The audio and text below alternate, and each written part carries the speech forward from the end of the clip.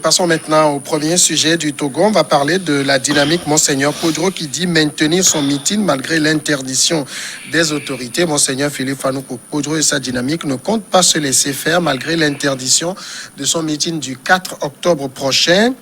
La conférence des présidents de la dynamique, Monseigneur Podro, continue de mobiliser pour la manifestation. Ce regroupement de partis politiques informe n'avoir pas été saisi par le gouvernement et dénonce une entreprise visant à démobiliser les militants. C'est dans un communiqué diffusé mercredi que la DMK déplore des rumeurs persistantes corroborées par des articles de presse qui font état de l'interdiction du gouvernement sortant d'interdire son meeting d'explication et de sensibilisation. La DMK tient à informer le public qu'elle n'a à aucun moment été saisie par le gouvernement sortant d'une lettre lui notifiant l'interdiction de cette manifestation.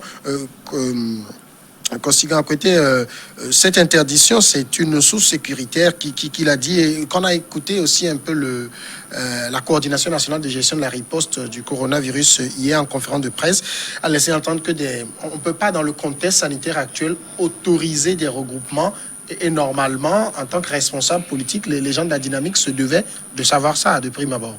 Oui, je crois que la DMK même a un problème de reconnaissance au niveau du ministère de l'administration territoriale.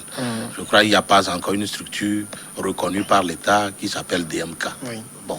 Oui, ça c'est clair. Voilà. Donc, l'État ne peut pas, ou le ministre de l'administration territoriale ne peut pas s'adresser directement à la DMK, d'autant plus que elle n'a pas d'existence légale. Ça fait un. De deux, je crois qu'il ne faudrait pas toujours faire ce qu'on avait fait par le passé qui n'a pas marché. Il faut innover. Il y a plusieurs manières pour tuer un chat. C'est vrai que le rôle qui incombe aux partis politiques, c'est de lutter pour parvenir à arracher le pouvoir d'État et l'exercer. Maintenant, ils sont dans leur rôle. Mais la pandémie est une situation que personne ne contrôle. Surtout nos États qui n'ont pas assez de moyens, qui n'ont pas assez d'équipements. Et donc, je crois que tant est que la dynamique, la DMK, veut sensibiliser, veut faire quelque chose pour les meetings d'explication, je crois qu'on a encore du temps pour le faire. Il y a aussi plusieurs manières pour le faire, mais les regroupements gigantesques, si jamais ça devenait une source de contagion, je crois qu'elle serait plus négative que positive à l'endroit des populations. Ça fait un. Deux, les élections sont passées. Le gagnant, on le connaît, et j'estime qu'il est temps, tel que Mme Adjamabo Johnson l'avait dit la fois dernière, qu'on ne peut pas continuer par rester dans cette situation belliqueuse. Je crois qu'il faudrait que la DMK aussi évolue et cherche d'autres stratégies par lesquelles elle va préparer les élections prochaines pour accéder au pouvoir, si tant est que le peuple togolais est derrière elle et les soutient. Voilà. Du côté de la dynamique, on n'entend donc pas se laisser faire, mais le point que soulève tout à l'heure Consigan à côté est très important, puisque dans le communiqué de la dynamique, on dit qu'elle n'a à aucun moment été saisie par le gouvernement sortant d'une lettre. Le gouvernement ne peut pas saisir la DMK. Absolument. Pas. Absolument. Je crois qu'il y a eu des débats du genre sur ce plateau, pas une fois, pas deux fois, et nous sommes revenus encore à la même situation. Je crois que DMK, c'est une appellation générique, et je crois que ceux qui sont regroupés au sein de cette dynamique-là, il y a au moins le parti MPDD qui aurait pu demander et faire les formalités pour, si tant est qu'il est important qu'ait lieu en ce moment, en ce temps de crise sanitaire, l'urgence d'une manifestation publique où, mon frère l'a dit, M. Consigan l'a dit, où on peut avoir des dérapages, on n'a pas le contrôle, la maîtrise de la situation.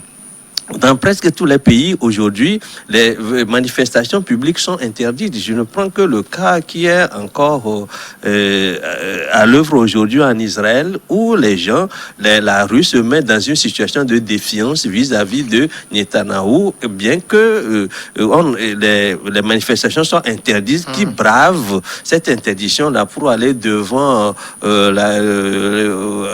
pour aller à la primature pour manifester.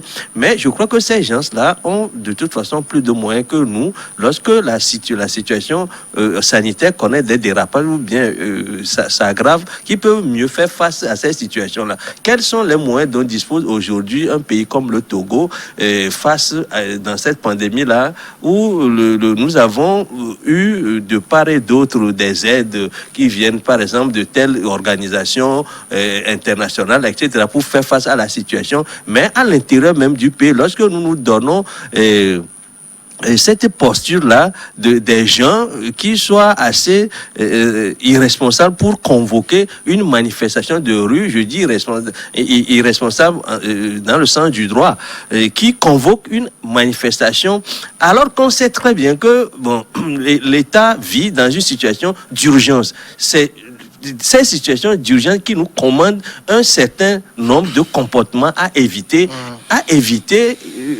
éviter par exemple le fait de se mettre nombreux ensemble. On a interdit le regroupement dans les églises.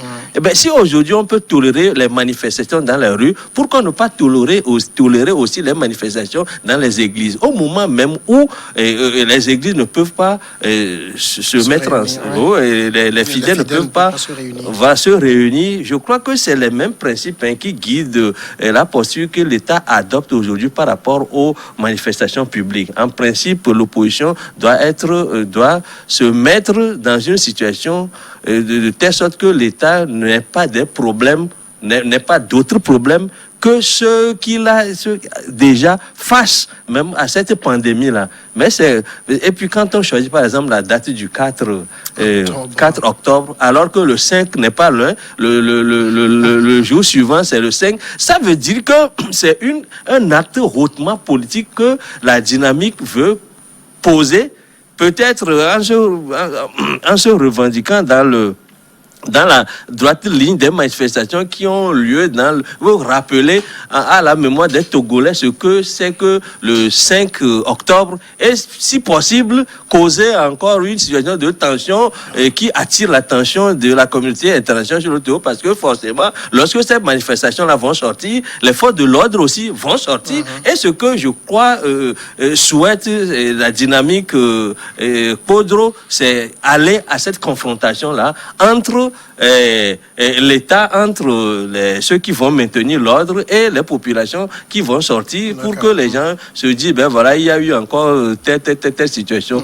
au Togo. Alors, Sylvestre, quand on prend la réaction des autorités, même si elle n'est pas, on n'a pas encore une véritable réaction officielle qui dit que c'est interdit et tout, et quand on prend la manière dont la dynamique voit les choses, c'est-à-dire vous avez Baguida, ils ont assumé le choix de cette localité comme étant un bastion de l'opposition. Vous avez la veille du 5 octobre. Là, vous avez peut-être un cocktail un peu explosif et contact humain, propagation du coronavirus. L'autorité est obligée de trancher. Oui, au même moment, si je veux bien comprendre, du moins la réaction donc du gouvernement, même si ce n'est pas encore officiel, parce que ce sont des rumeurs, même si je comprends quand même cette réaction de vouloir interdire la manifestation sous prétexte que nous sommes en état d'urgence, ce qui est vérifié, que cela aussi peut avoir des relents politiques. On le sait parce que si on voit le 4, c'est la veille du 5 octobre, et on sait tous ce qui s'est passé le 5 octobre au Togo. Maintenant, de cette même manière, je comprends la dynamique. Tout à l'heure, la dynamique, c'est un nom générique, je l'ai souvent dit. La dynamique, c'est un contenant. Et dans ce contenant, il y a un contenu. Le contenu, c'est les partis politiques qui forment la dynamique. Ces partis politiques sont reconnus par l'État. Alors, quand ce conglomérat-là de partis politiques veulent saisir l'État, ce ne serait pas au nom de la dynamique, mais c'est ces partis-là qui saisissent en fait l'État parce qu'ils veulent organiser une manifestation. Nous l'avons vu avec la C14 dans ce pays. la C14 a souvent écrit au gouvernement qu'il veut manifester. Le gouvernement a souvent répondu à la C14 par le biais donc de ce conglomérat de partis politiques, qui se trouve donc au sein de la C14. Parce que la C14 en soi n'est pas reconnue par l'État. Donc aujourd'hui, si la dynamique dit, nous avons écrit donc à l'autorité que nous allons manifester le cap, l'autorité peut répondre à la dynamique par le canal, par le canal utilisé par la dynamique. Peut-être que c'est nous, journalistes, qui disent que non, la dynamique, Podjo a saisi la C14, parce que c'est un nom qui englobe le tout. Mais peut-être qu'à leur niveau, c'est le conglomérat de partis politiques au sein de la dynamique qui a saisi l'autorité, parce qu'eux, ils sont reconnus. Donc, il revient également à l'autorité, comme le dit la loi, si vous voulez interdire la manifestation, d'écrire, et 3 jours avant la manifestation, et motiver cela. Si, du moins, ceux qui ont saisi l'autorité pour manifester trouvent que l'argument avancé par l'autorité, du moins par le ministère de l'administration territoriale, n'est pas fondé, ils sont à droit d'attaquer cette décision au niveau donc, des tribunaux. Je crois qu'on serait dans un principe qui respecte du moins la base élémentaire du droit et tout. Je crois que l'autorité, normalement, devait répondre à la C14 du moins sur le canal utilisé. La DMK. À la DMK, c'est-à-dire ce contenant-là, où répondre donc aux partis politiques au sein de la DMK, comme ils le choisissent. Mais si l'autorité garde le silence, c'est pourquoi eux, ils disent que pour l'instant, ils n'ont pas donc de réaction officielle donc de l'autorité. Parce que nous tous, nous savons que l'administration fonctionne par écrit. Eux, ils ont cédé l'administration par écrit. Si l'administration veut interdire, ils doivent également le faire par écrit. Donc, jusqu'à ce moment... Normalement, aujourd'hui. Aujourd'hui. C'est le 4 aujourd'hui. Donc, l'administration ne l'a pas fait. Donc, ils considèrent qu'il y a, pour l'instant, et quand vous lisez bien donc la loi qui encadre les manifestations, lorsque l'autorité ne réagit pas, ça veut dire qu'il n'y a pas de problème, vous pouvez manifester.